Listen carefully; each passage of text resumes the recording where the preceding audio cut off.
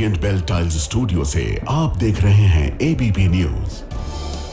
ना इधर ना उधर, हर खबर की पूरी खबर, ना लाग लपेट ना खबरों में खोट। आप देख रहे हैं एबीपी रिपोर्ट और मैं हूं आपके साथ शीरी। शुरुआत करेंगे उन 4 खबरों के साथ जो इस बुलेटिन में आगे आप विस्तार से देखने वाले हैं। तो बिहार में पहले दौर के अंतिम दिन धुआंधार प्रचार हुआ है। तेजस्वी ने नए वादों की झड़ी के साथ वोट की अपील की। राहुल का पीएम मोदी पर तंज, कहा रील नहीं रोजगार की जरूरत। वहीं शाह बोले कि राहुल और लालू की सरकार करती है घोटाले। चुनाव के बीच केंद्रीय मंत्री ललन सिंह के खिलाफ दर्ज हुई है एफआईआर। आरजेडी ने वीडियो जारी कर किया था दावा। ललन सिंह ने वोटर्स को घर में बंद करने को कहा है। रोहिणी आचार्य ने इस पर सवाल उठाए हैं। बचाव में एनडीए है। पूरी खबर आपको विस्तार से दिखाने वाले हैं। यूपी, बंगाल और राजस्थान समेत 12 राज्यों में एसआईआर की शुरुआत। घर घर जाकर मतदाताओं को फॉर्म दिए जा रहे हैं। 51 करोड़ वोटर्स की जांच होनी है। 9 दिसंबर को ड्राफ्ट लिस्ट और फिर 7 फरवरी को फाइनल वोटर लिस्ट सामने होगी। और छत्तीसगढ़ के बिलासपुर में एक बड़ा ट्रेन हादसा हुआ। लोकल ट्रेन से टकरा गई मालगाड़ी। पटरी से उतरे कई डिब्बे। कई यात्रियों के हताहत होने की आशंका है। रेस्क्यू टीम वहां पर जो है वो रवाना हो गई है। इस पर पूरी जानकारी आपको हम देने वाले हैं। अब आपको इस वक्त की एक बड़ी खबर बता दें जो कि छत्तीसगढ़ के बिलासपुर से आ रही है, जहां पर एक बड़ा ट्रेन हादसा हुआ है। मालगाड़ी और पैसेंजर ट्रेन की टक्कर हो गई है और 4 यात्रियों की मौत की पुष्टि हुई है इस हादसे में, जबकि कई यात्रियों के घायल होने की भी खबर है। फिलहाल मौके पर राहत और बचाव का कार्य जारी है। वहीं हादसे के बाद ट्रैक पर मलबा आने के चलते कई ट्रेनों के रूट डाइवर्ट किए गए हैं और ट्रेन में फंसे हुए लोगों को निकाला जा रहा है। कलेक्टर की तरफ से ये जानकारी दी गई। 4 लोगों की मौत की पुष्टि इसमें की गई है। मालगाड़ी और पैसेंजर ट्रेन की टक्कर की वजह से यह हादसा हुआ। मालगाड़ी की बोगी पर बताया जा रहा है कि ये ट्रेन का इंजन चढ़ गया। छत्तीसगढ़ के बिलासपुर में यह हादसा हुआ। इस वक्त की बड़ी खबर जिसमें 4 लोगों की मौत की पुष्टि अब तक हो चुकी है। बिलासपुर के कलेक्टर की तरफ से ये अपडेट दिया गया है। गतौरा और बिलासपुर के बीच की घटना है। बिलासपुर साइड जा रही थी। इन दोनों ट्रेन के बीच में लास्ट बोगी और फर्स्ट बोगी जो है उसमें आपस में एक्सीडेंट हुआ है। अभी तक 4 कैजुअल्टी का पता लगा है। ऑपरेशन रेस्क्यू ऑपरेशन अभी चल ही रहा है। तो मालगाड़ी और पैसेंजर ट्रेन की जोरदार टक्कर के बाद यह हादसा हुआ। तस्वीरें आपके सामने हैं जहां पर अब राहत और बचाव का कार्य जोरों शोरों से चलाया जा रहा है ताकि जो फंसे हुए हैं ट्रेन के भीतर लोग, उन्हें सही सलामत सुरक्षित बाहर निकाला जाए और घायलों को तुरंत अस्पताल पहुंचाया जाए। लेकिन दुखद यह है कि अब तक इसमें 4 लोगों की मौत की पुष्टि की जा चुकी है जो इस हादसे की वजह से जिनकी मौत हुई है। इस खबर पर बात करने के लिए संवाददाता संदीप करिहार हमारे साथ जुड़ गए। संदीप, 4 लोगों की मौत की पुष्टि हो चुकी है। अभी ताजा अपडेट वहां से और क्या है? देखिए सिरिंजी, आज जो बिलासपुर में रेलवे में बड़ा एक हादसा हो गया जहां पे जो मेमो जो पैसेंजर जो ट्रेन थी जो कोरबा से चल करके बिलासपुर की दिशा की तरफ आ रही थी, ठीक उसी दौरान पे जो खड़ी हुई जो मालगाड़ी के ऊपर वो ट्रेन चढ़ गई। आप सीधे तौर पे तस्वीरें में आप देखिए, हालांकि काफी अंधेरा है। ये मालगाड़ी है, ये गाड़ी इसी तरीके से यहाँ पर खड़ी हुई थी, लेकिन इसके ठीक पीछे में जो मेमो गाड़ी जो काफी रफ्तार थी, जो रोजाना जो आती है और पूरे सवारियों को काफी संख्या में उसमें पैसेंजर भरे हुए थे। इसी दौरान पे जो पटरी के ऊपर जो खड़ी हुई थी मालगाड़ी, उसके ऊपर पैसेंजर ट्रेन चढ़ गई, जिससे हादसा हुआ है। बड़ा हादसा हुआ है। इस मामले में फिलहाल के तौर पे जो कलेक्टर है उन्होंने इस बात की पुष्टि की है कि हादसे में 4 लोगों की मौत हुई है। हालांकि घायलों की संख्या काफी ज्यादा है। उन्हें रेफर किया जा रहा है। उन्हें जिला अस्पताल और रेलवे के अस्पताल में उन्हें रेफर करने की आप इस बड़ी खबर पर नजर बनाकर रखिएगा संदीप। बड़ा हादसा है, 4 लोगों की इसमें मौत हो चुकी है और अभी भी कई लोग फंसे हैं जिन्हें निकालने का काम किया जा रहा है। शुक्रिया संदीप इसका। गुजरात की बात करेंगे जहां पर बनासकांठा में भी एक भीषण कार हादसा हुआ जिसमें कार डिवाइडर तोड़कर दूसरी तरफ जाकर पलट गई। हादसे में सभी लोग सुरक्षित हैं। पहली नजर में तेज रफ्तार की वजह से हादसे की खबर है।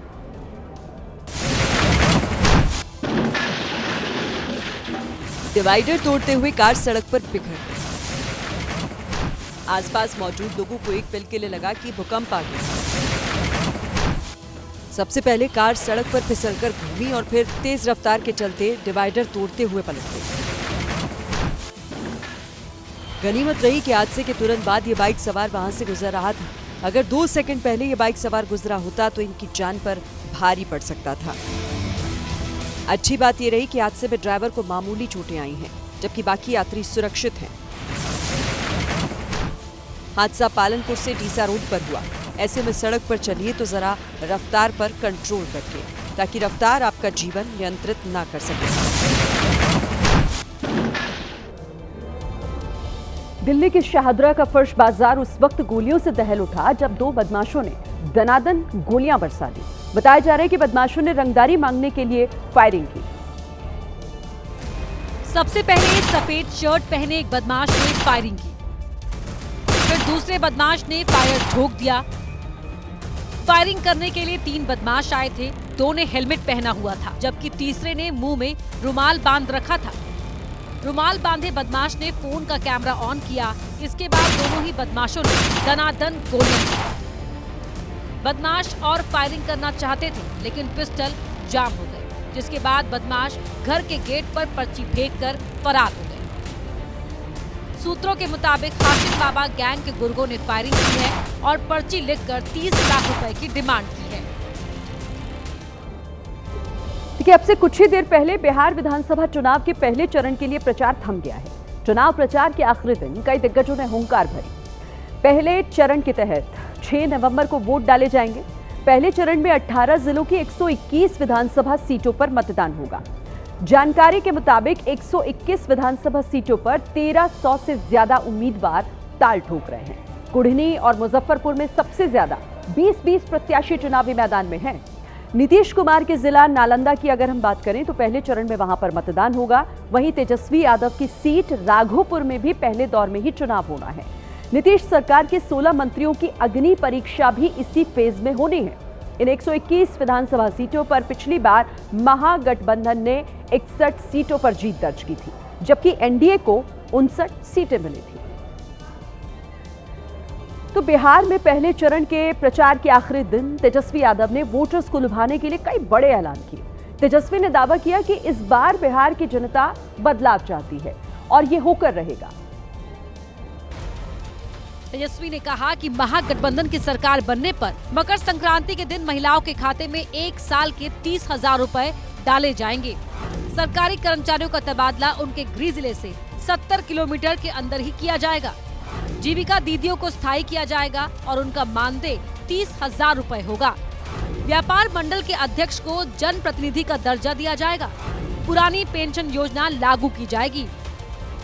14 जनवरी मकर संक्रांति के दिन माँ बहन माँ योजना के तहत पूरे 1 साल का 30,000 रुपया माताओं बहनों के खाते में हम लोग डालने का काम करेंगे।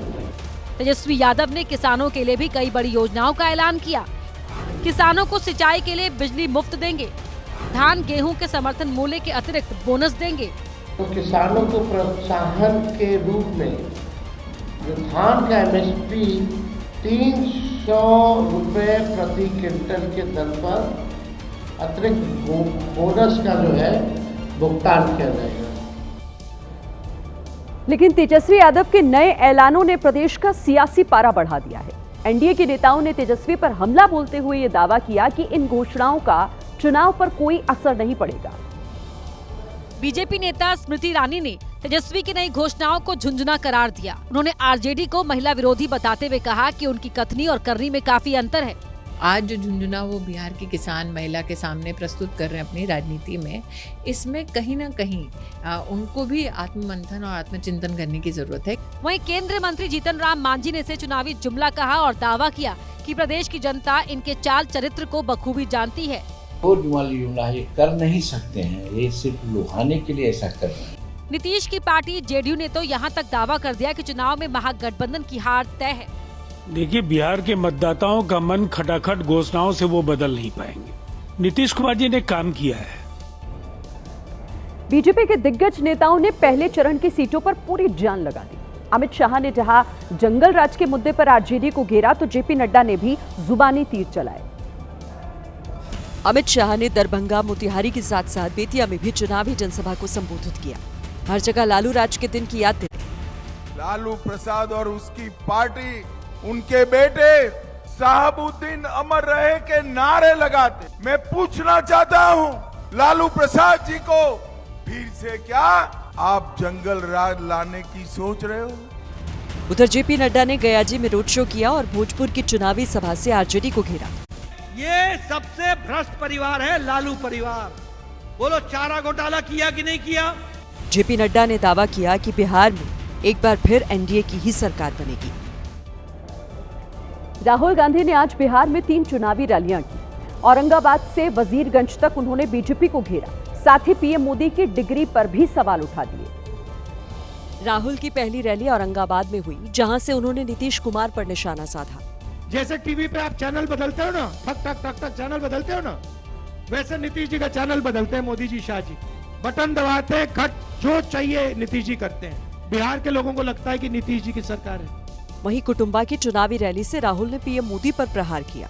लाइन लगती थी, चाइना के लोग, जापान के लोग, कोरिया के लोग, इंग्लैंड के लोग लाइन लगाते थे, हमें नालंदा यूनिवर्सिटी में जाना है। सबसे बेहतरीन यूनिवर्सिटी थी दुनिया में। नरेंद्र मोदी जी को ये बातें नहीं आती। फेक डिग्री मिली है उनको, झूठी डिग्री। राहुल गांधी ने कहा कि महाराष्ट्र, छत्तीसगढ़ और हरियाणा में वोट चोरी के बाद बीजेपी की नजर अब बिहार पर है। इधर यूपी के बुलंदशहर में एक शादी समारोह में उस वक्त हड़कंप मच गया जब तंदूर रोटी बना रहे युवक को लोगों ने रोटी के ऊपर थूकते हुए देख लिया। एक युवक ने जब इसका वीडियो बनाया तो बवाल बढ़ गया।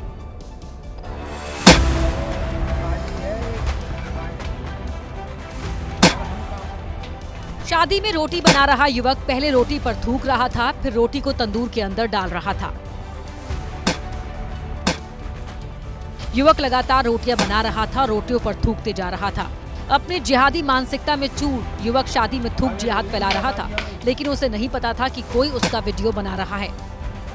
बड़ा सवाल है कि आखिर बारात में खाना बनाने के दौरान समुदाय विशेष के युवक दानिश ने ऐसी घिनौनी हरकत क्यों की और उसका मकसद क्या था। फिलहाल पुलिस ने आरोपी दानिश को गिरफ्तार कर लिया है। देखिए, यूपी में भ्रष्ट पुलिस अफसरों की फहरिस्त में एक नया खुलासा हुआ है। यूपी पुलिस में दारोगा से डीएसपी बने ऋषिकांत शुक्ला पर 100 करोड़ रुपए से ज्यादा की अवैध संपत्ति बनाने का आरोप लगा है। डीएसपी ऋषिकांत शुक्ला की अथाह दौलत का खुलासा तब हुआ जब कानपुर नगर पुलिस आयुक्त की रिपोर्ट के आधार पर एसआईटी जांच की गई।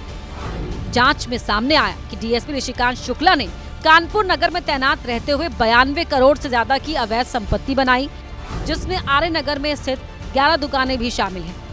जांच में ये भी पता चला कि अथाह दौलत कमाने के लिए डीएसपी ऋषिकांत शुक्ला ने अखिलेश दुबे नाम के व्यक्ति के साथ नजदीकी बढ़ाई और अखिलेश दुबे के साथ मिलकर लोगों को फर्जी मुकदमे में फंसाकर करोड़ों की उगाही की। अखिलेश दुबे के साथ मिलकर के उन्होंने अपने कई रिश्तेदारों के माध्यम से कई प्रॉपर्टी अर्जित की हैं और प्रत्यक्ष एवं परोक्ष रूप से आय से अधिक संपत्ति मिलने के बाद मैनपुरी में तैनात डीएसपी ऋषिकांत शुक्ला को सस्पेंड कर दिया गया है। डीएसपी ऋषिकांत शुक्ला को भ्रष्टाचार के मामले में गिरफ्तार किए जाने से पुलिस महकमे में हड़कंप मचा हुआ है। वहीं अखिलेश यादव ने डीएसपी ऋषिकांत शुक्ला के बहाने योगी सरकार के खिलाफ मोर्चा खोल दिया है। अखिलेश यादव ने ट्वीट कर लिखा कि एक अधिकारी के पास 100 करोड़ की अवैध संपत्ति मिली तो सोचिए कि उनके पास खुद कितनी दौलत होगी। बीजेपी राज मतलब भ्रष्टाचार का भंडार। तो ये अखिलेश यादव का वो पोस्ट है जो उन्होंने एक्स पर लिखा, जिसके जरिए उन्होंने सरकार को घेरा है। तेज प्रताप यादव अभी तक तेजस्वी के खिलाफ ही हुंकार भर रहे थे, लेकिन अब वो दानापुर सीट पर भी आरजेडी के खिलाफ प्रचार करने पहुंच गए, जहां लालू यादव ने रोड शो किया था। सोमवार को ही लालू यादव व रीतलाल यादव का प्रचार करने के लिए दानापुर पहुंचे थे। इस सीट पर यादव वोटर्स का बिखराव न हो, इसके लिए लालू यादव ने मोर्चा संभाला था। लेकिन एक दिन बाद ही तेज प्रताप यादव दानापुर पहुंच गए और आरजेडी को हराने की अपील कर दी और हवाला भी अपने ही पिता की बात का दे दिया। हमारे पिता ने कहा कि जब भी हताश हो, जब भी परेशान हो, अपने मालिकों के बीच में चले जाना, आशीर्वाद लेना। तेज प्रताप यादव तेजस्वी पर भी लगातार हमलावर हैं। तो करने दीजिए, अभी बच्चा है वो, चुनाव बाद उसको झुनझुना पकड़ाएंगे। इस लड़ाई की शुरुआत तेजस्वी यादव ने की थी और जब वो तेज प्रताप यादव की महुआ सीट पर चले गए थे और पार्टी को सबसे बड़ा बताते हुए तेज प्रताप यादव को हराने की अपील भी कर दी थी। राघोपुर में चुनाव प्रचार के आखिरी दिन एक बार फिर से तेज प्रताप यादव का हेलीकॉप्टर उतरा। एक बार फिर तेज प्रताप यादव अपने छोटे भाई तेजस्वी यादव पर हमलावर दिखे। जिस दिन तेजस्वी यादव महुआ पहुंचे थे उसी दिन तेज प्रताप यादव ने ऐलान कर दिया था कि वो 2 बार राघोपुर जाएंगे और तेजस्वी के खिलाफ प्रचार करेंगे। दूसरी बार राघोपुर में अपना चुनावी हेलीकॉप्टर उतारकर तेज प्रताप ने न सिर्फ अपनी बात को सही साबित किया बल्कि इस बार और आक्रामक तरीके से छोटे भाई पर सियासी तीर चला। महुआ नहीं जाना चाहिए था, हम 2 बार उतर गए हेलीकॉप्टर से। महुआ जीतने के बाद भी फिर और घूमेंगे हेलीकॉप्टर से। तेज प्रताप ने राघोपुर में अपनी लाठी भी गाड़ी और सीधा संदेश तेजस्वी तक पहुंचाया। राघोपुर में लाठी गड़ेगा, तेल फिलहाल लाठी है, गड़ गया। तेज प्रताप ने कहा कि जो राजनीतिक महाभारत शुरू हुई है उसका अंत राघोपुर में तेजस्वी की हार के साथ होगा। महाभारत रणभूमि है, रणभूमि में कोई भाई भतीजा कुछ नहीं, केवल शत्रु। महाभारत में गुजरात के सरक्रीक क्षेत्र में भारतीय सेना के तीनों अंग त्रिशूल एक्सरसाइज कर रहे हैं, जिसमें नेवी के INS विक्रांत समेत 25 जंगी जहाज, वायुसेना के 40 फाइटर जेट और आर्मी की दक्षिणी कमान हिस्सा ले रही। लेकिन इस ड्रिल से सरहद पार डर का माहौल है। ये जमीन से आकाश तक, आकाश से समंदर तक भारत की त्रिशूल शक्ति का शंखनाद है। जमीन पर दौड़ते टैंक मोर्चा संभालने के लिए हर क्षण तैयार जवानों की कदम ताल, आसमान में फाइटर जेट की गूंजती आवाज और समंदर में नौसेना की गरज पाकिस्तान को ऑपरेशन सिंदूर की याद दिलाने लगी है। गुजरात के सरक्रीक क्षेत्र में हो रही आर्मी, नेवी, एयरफोर्स की ट्राई सर्विसेज एक्सरसाइजेस दुश्मन के दिल में इस कदर खौफ पैदा कर रही है। वहीं पाकिस्तानी सेना के प्रवक्ता लेफ्टिनेंट जनरल शरीफ अहमद चौधरी ने तो यहां तक कह दिया कि भारत फॉल्स फ्लैग यानी कि किसी भी मनगढ़ंत वजह से पाकिस्तान पर हमले की योजना बना रहा है। मुंबई में एकनाथ शिंदे गुट के विधायक प्रकाश सुर्वे मराठी उत्तर भारत पर विवादित बयान देते हुए फंसते हुए नजर आ रहे हैं। प्रकाश सुर्वे के बयान पर अब राजनीति भी गर्मा गई है। एक कार्यक्रम में पहुंचे प्रकाश सुर्वे ने मराठी भाषा को मां तो उत्तर भारत को मौसी बोल दिया। इतना ही नहीं, प्रकाश सुर्वे ने मां से ज्यादा मौसी को अहम बताया। मराठी मेरी मातृभूमि, मेरी माँ है, तो उत्तर भारत मेरी मौसी है। एक बार माँ मर गई तो चलेगा, लेकिन मौसी मरना नहीं चाहिए, क्योंकि मौसी ज्यादा प्यार करती है। महाराष्ट्र में कुछ महीनों में महानगर पालिका के चुनाव होने वाले हैं। अब इस बयान को चुनाव से जोड़कर देखा जा रहा है। देखिए, यूपी के शामली में उस वक्त अफरा तफरी मच गई जब 2 पक्षों के बीच मामूली विवाद ने खूनी संघर्ष का रूप ले लिया, जिसके बाद वहां जमकर मारपीट हो गई। इसी दौरान 2 लोग धारदार हथियार लेकर आए और सामने वालों पर हमला कर दिया। अचानक हुए हमले के बाद सामने वालों ने भी लाठियां निकाल ली और उन पर पलटवार किया। वहां मौजूद कुछ लोगों ने बीच बचाव की कोशिश की, लेकिन उनकी कोशिश नाकाम साबित हुई और आरोपी एक दूसरे पर हमला करते रहे। बाद में हथियार लेकर आए आरोपी बड़ी मुश्किल से अपनी जान बचाकर वहां से भागे। वीडियो वायरल होने के बाद पुलिस ने इस मामले में कार्रवाई का भरोसा दिया। मध्य प्रदेश के धार में बीजेपी नेता पर महिला से छेड़छाड़ और मारपीट का आरोप लगा। महिला ने शिकायत दर्ज करवाई है, लेकिन अब तक बीजेपी नेता की गिरफ्तारी नहीं हुई है। दुकान पर दे दनादन कर रहे ये बीजेपी के नेता है जो एक महिला के साथ हाथापाई कर रहे हैं। महिला के साथ आए आदमी ने बीच बचाव की कोशिश की, लेकिन बीजेपी नेता ने उसे भी धक्का मारकर गिरा दिया।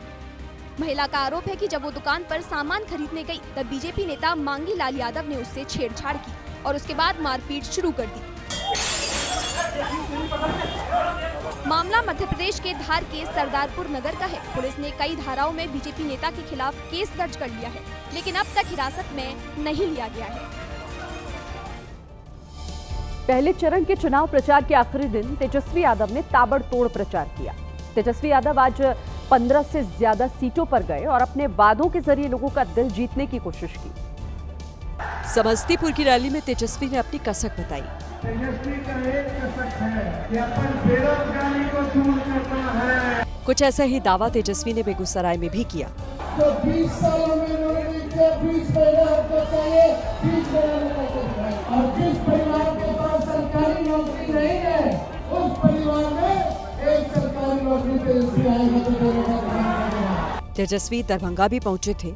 यहाँ उन्होंने हेलीकॉप्टर से एक वीडियो भी शूट करवाया, जिसमें भारी संख्या में भीड़ नजर आई। तेजस्वी की रैली में भीड़ तो खूब आ रही है, अब वोट कितने मिलेंगे ये तो 14 नवंबर को ही पता चलेगा। बिहार में चुनावी सरगर्मी के बीच यूपी के सीएम और पूर्व सीएम के बीच जुबानी जंग तेज हो गई है। सवाल यह है कि क्या यूपी में 2027 में होने वाले विधानसभा चुनाव की बिसात बिहार से ही बिछाई जा रही है? क्योंकि यूपी के सीएम योगी आदित्यनाथ और समाजवादी पार्टी के अध्यक्ष अखिलेश यादव न सिर्फ बिहार में ताबड़तोड़ रैलियां कर रहे हैं, बल्कि एक दूसरे पर जुबानी हमले भी कर रहे हैं। समस्तीपुर में रैली को संबोधित करते हुए सीएम योगी ने अखिलेश यादव पर फिर तीखा हमला बोला। सीएम योगी ने रघुनाथपुर सीट से आरजेडी प्रत्याशी ओसामा साहब को मजबूत प्रत्याशी बताने पर अखिलेश यादव को आड़े हाथों लिया। उत्तर प्रदेश का भी एक नेता आकर के यहाँ पर एक खानदानी माफिया को गले लगा करके कहता है कि यह तो मजबूत आदमी है। हमने कहा भगवान ने तुम्हें यही श्राप दिया है कि जिंदगी भर इन माफियाओं के कब्र पर फतिया पड़ते रहोगे। वहीं चुनाव प्रचार के लिए औरंगाबाद पहुंचे अखिलेश यादव ने सीएम योगी के 3 बंदरों वाले बयान पर पलटवार किया। और सच्चाई तो ये है कि अगर बंदरों की टोली में उन्हें बैठा दिया जाए तो शायद हम और आप भी नहीं पहचान पाएंगे उन्हें। फिलहाल दोनों नेताओं में जुबानी जंग जारी है और आने वाले दिनों में और बढ़ने की उम्मीद है। अनंत सिंह के जेल जाने के बाद उनके चुनावी अभियान की कमान संभालने उतरे केंद्रीय मंत्री ललन सिंह की मुश्किलें बढ़ गई हैं। चुनाव आयोग के निर्देश पर उनके खिलाफ एफआईआर दर्ज कर ली गई है। और ये एफआईआर मोकामा में चुनाव प्रचार के दौरान दिए अपने बयान को लेकर दर्ज की गई है। इससे पहले लालू यादव की पार्टी आरजेडी ने ललन सिंह का एक वीडियो जारी किया और चुनाव आयोग से शिकायत कर डाली। उनके खिलाफ कार्यवाही की मांग की गई। आरजेडी की ओर से जारी वीडियो में ललन सिंह कुछ लोगों को वोट देने से रोकने की बात कहते दिखे। चुनाव के दिन उनका घर से निकले मत ही हो, उनका घरे में पैक कर दीजिए। आप बहुत अगर हाथ तोड़ जोड़ तोड़ तक कहियो कि तू चला हमनी के साथ अपन वोट गिरावा। पटना जिला प्रशासन की ओर से निगरानी टीम ने वीडियो फुटेज की जांच की है। ललन सिंह के खिलाफ भारतीय नागरिक सुरक्षा संहिता लोक प्रतिनिधित्व अधिनियम की धाराओं के तहत मामला दर्ज कर लिया गया है। चुनाव आयोग के निर्देश पर भले ही ललन सिंह के खिलाफ एफआईआर दर्ज कर ली गई, लेकिन इस पर सियासत नहीं थमी। महागठबंधन के नेताओं ने ललन सिंह के खिलाफ मोर्चा खोल दिया है। लालू यादव की बेटी और आरजेडी नेता रोहिणी आचार्य ने ललन सिंह को जेल में डालने की मांग कर डाली है। रोहिणी ने आरोप लगाया कि ललन सिंह प्रधानमंत्री मोदी की शह पर ऐसे बयान देते आ रहे हैं। ऐसे क्रिमिनल को ही बंद कर करके तिहाड़ जेल भेज देना चाहिए था, जो धमकी दे रहा है गरीबों को। लालू यादव जी ने गरीबों को अधिकार दिया, आवाज दिया उठाने के लिए। आज यही लोग आवाज को दबाना चाह रहे हैं। वहीं ललन सिंह के बयान पर जदयू ने सफाई दी। जेडीयू ने दावा किया कि उनके बयान को गलत तरीके से पेश किया गया है। चुनाव प्रचार के क्रम में जो उन्होंने बोला है वो उन्होंने यह बोला कि एक नेता, उसका नाम नहीं बताया, उस नेता को नजरबंद कर दीजिएगा। तो यह बोलने की एक शैली हो सकती है। फिलहाल ललन सिंह मुश्किलों में घिरते नजर आ रहे हैं क्योंकि उनके खिलाफ केस दर्ज कर लिया गया है। अब देखना ये होगा कि इस मामले में उनके खिलाफ आखिर क्या कार्यवाही की जाती है। देखिए, पहले चरण का चुनाव प्रचार थम गया है, लेकिन चुनाव प्रचार में काफी गर्मी आ चुकी है। इसकी झलक किशनगंज में एआईएमआईएम की रैली में देखने को मिला, जब ओवैसी की पार्टी के उम्मीदवार ने तेजस्वी यादव को धमकी दे दी। आरजेडी नेता तेजस्वी यादव ने असदुद्दीन ओवैसी को चरमपंथी कह डाला, तो वहीं किशनगंज में ओवैसी के प्रत्याशी तौसीफ आलम मर्यादा ही भूल गए। तौसीफ आलम सीधे सीधे तेजस्वी यादव को धमकाने पर उतर आए। अगर आँख से देखोगे तो आँख निकाल लेंगे, उंगली दिखाओगे तो उंगली काट देंगे, जुबान संभाल करके नहीं बोलोगे तो जुबान काट लेंगे तेजस्वी तुम्हारा। तौसीफ आलम ने तेजस्वी यादव को धमकी तो दी ही, लालू यादव के लिए भी आपत्तिजनक शब्दों का इस्तेमाल किया। आज ने लालू का बेटा, चारा चोर का बेटा तेजस्वी ने कहा है कि हमारा असदुद्दीन ओवैसी चरमपंथी है। क्या नाम है तुम्हारा? तेजस्वी। अरे शायद तुम भूल गए, तुम्हारा बाप मुख्यमंत्री था, उस समय नरसिंहार हुआ करता था बिहार में। तौसीफ आलम ने धमकी भरे शब्दों का इस्तेमाल किया, लेकिन ओवैसी ने यह गलती नहीं की। ओवैसी ने तेजस्वी को जवाब तो दिया, लेकिन ऐसे अंदाज में जो तेजस्वी को काफी भारी पड़ सकता है। क्योंकि असदुद्दीन ओवैसी ने तेजस्वी यादव के चरमपंथी वाले बयान को मुसलमानों के अपमान से जोड़ दिया और दावा किया गया कि तेजस्वी उन्हें नहीं बल्कि मुसलमानों को चरमपंथी बता रहे हैं। तुम जिसको मुख्यमंत्री बनाना चाहते हो वो 17% बिहार की जनता को चरमपंथी कह रहा है। क्या तुम चरमपंथी और घुसपैठी बोलने वालों को वोट दोगे? AIMIM की तरफ से तेजस्वी को धमकी दी गई तो वहीं RJD ने कहा कि AIMIM के नेता भाषा की मर्यादा न भूलें। अगर हिंदू समुदाय में हमें गांधी, नेहरू, पटेल वाली जुबान चाहिए, अपने मुसलमान भाइयों और बहनों में भी हमें मौलाना आजाद, हकीम अजमल अंसारी वाली जुबान चाहिए। ओवैसी भाषण देते हैं तो उनके भाषण में एक बात कॉमन है कि ओवैसी आरएसएस पर निशाना साधते ही साधते हैं, लेकिन बिहार चुनाव में ओवैसी का आरएसएस पर हमला और तेज हो गया।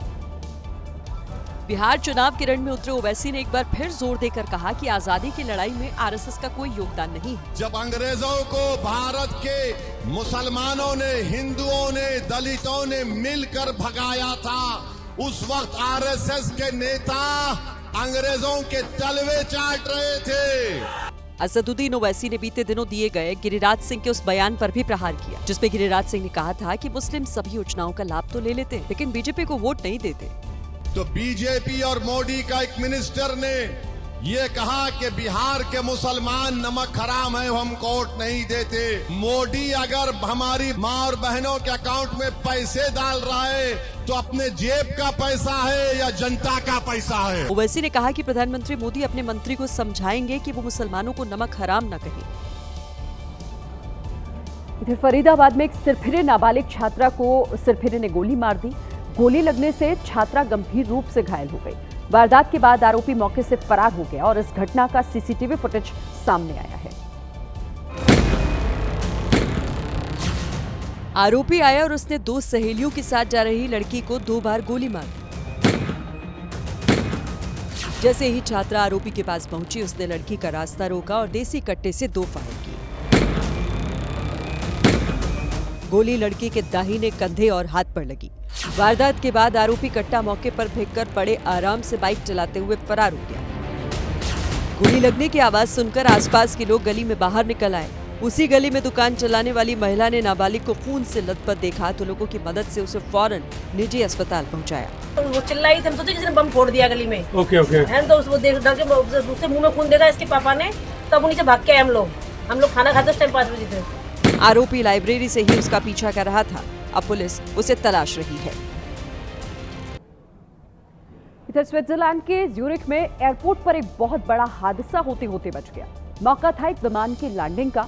लैंडिंग के दौरान यूनाइटेड एयरलाइंस के विमान का बैलेंस बिगड़ता चला गया।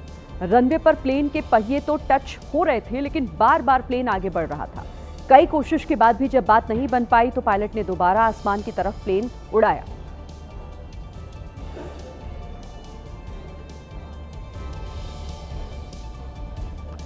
एक्टर, सिंगर और अभी के लिए आरजेडी के उम्मीदवार खेसारी लाल यादव ने आज छपरा में जंगल राज से लेकर मंदिर पॉलिटिक्स तक एनडीए के नेताओं को घेरा। मंदिर के साथ अस्पताल, शिक्षा और रोजगार पर जोर देने वाले खेसारी ने आज एक और चैलेंज दे दिया। तो मैं चाहता हूं कि आप 200 मंदिर बिहार में बना डालिए और आप एक बच्चे का भविष्य तय करके बता दीजिए और दिखा दीजिए कि आपने कितने बच्चों का भविष्य उस मंदिर से किया है। आज यूपी के मुख्यमंत्री योगी बिहार वालों को आरजेडी का जंगल राज गिना रहे थे। जंगल राज और गुंडा राज ये आरजेडी और कांग्रेस की पहचान है। जवाब में खेसारी ने योगी को जंगल राज पर घेरा, लेकिन विरोधी नहीं, गार्जियन बताकर। किसी भी एनडीए के नेता से आप पूछिए ना कि आप जंगल राज छोड़ के ना अपना काम बताएं। वो आदित्य योगीनाथ जी हम सबके गार्जियन हैं, वो भी किसी नेता के मुंह से ही जंगल राज सुन लिए हैं, क्योंकि वो तो कभी यहाँ रहे नहीं। तो जैसा कि चुनाव आयोग ने ऐलान किया था कि आज से देश के 12 राज्यों में वोटर लिस्ट को अपडेट करने वाली प्रक्रिया एसआईआर की शुरुआत होगी, वो हो चुकी है। इसके लिए ब्लॉक चुनाव अधिकारी घर घर जाकर लोगों की जानकारियां जुटा रहे हैं। मध्य प्रदेश से लेकर राजस्थान, उत्तर प्रदेश और एसआईआर के विरोध में खड़ी ममता बनर्जी वाले पश्चिम बंगाल तक चुनाव आयोग घर घर पहुंच चुका है। प्रशासनिक टीम एक फॉर्म लेकर जा रही है। जैसे जन्मतिथि, आधार, मोबाइल नंबर, पिता का नाम, माता का नाम, मकान नंबर। फॉर्म आपके घर तक आएगा। उसके बाद इस फॉर्म को फिल करना है और एक फ़ोटो लगानी है इसके साथ में, जिसका बैकग्राउंड वाइट कलर का होना चाहिए और सारी इन्फॉर्मेशन फिल करके इस फॉर्म को सबमिट करना। जमा होने के बाद पहले से मौजूद वोटर लिस्ट से आपकी डिटेल्स मिलाई जाएगी। फिर 7 फरवरी को फाइनल वोटर लिस्ट जारी की जाएगी। 3 केंद्र शासित राज्यों के साथ ही उत्तर प्रदेश, मध्य प्रदेश, राजस्थान, छत्तीसगढ़, गुजरात, पश्चिम बंगाल, तमिलनाडु, गोवा, केरल को मिलाकर कुल 12 राज्यों में ये हो रहा है। इस प्रोसेस में चुनाव आयोग कुल 51 करोड़ वोटर्स की जांच करेगा। और इन 51 करोड़ वोटर्स में पश्चिम बंगाल के वोटर्स भी शामिल हैं। वो पश्चिम बंगाल जहां की मुख्यमंत्री नहीं चाहती कि उनके राज्य में चुनाव आयोग वोटर लिस्ट को अपडेट करे, और इसीलिए ममता बनर्जी एसआईआर शुरू होते ही इस मुद्दे को सड़क पर ले आई हैं। आज कोलकाता में टीएमसी ने एसआईआर के खिलाफ बड़ा मार्च निकाला। सबसे आगे ममता बनर्जी इसमें दिखाई दी, साथ में महिलाओं का एक बड़ा ग्रुप चल रहा था। मार्च के जरिए ममता ने केंद्र सरकार को भी ललकारा।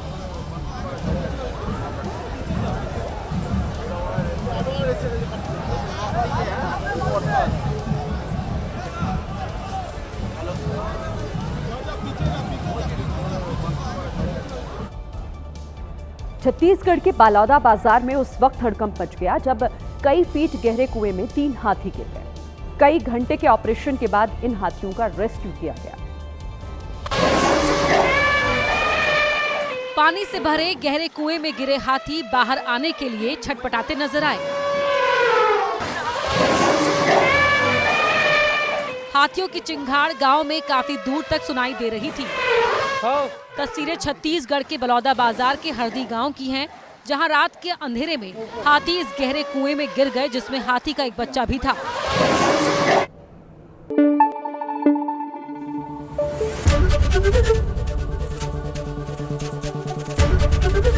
एबीपी न्यूज आपको रखे आगे।